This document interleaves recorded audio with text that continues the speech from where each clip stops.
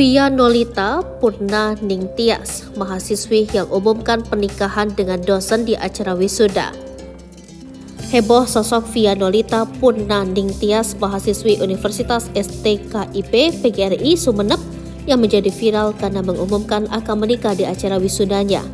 Dalam video kelulusannya, Via Nolita Purna Ningtyas mengatakan akan menikah dengan dosennya Ferry Weldani 3 hari setelah acara wisuda.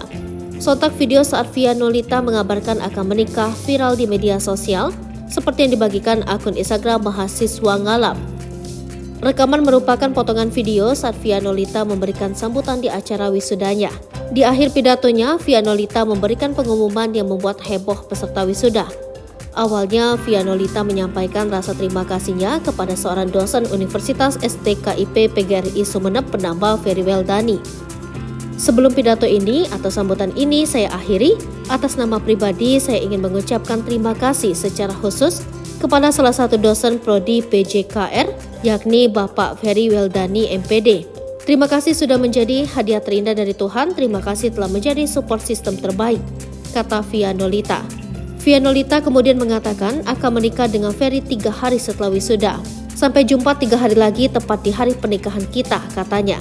Hingga Sabtu 11 November 2023, video Via Nolita sudah ditonton lebih dari 4,3 ribu kali.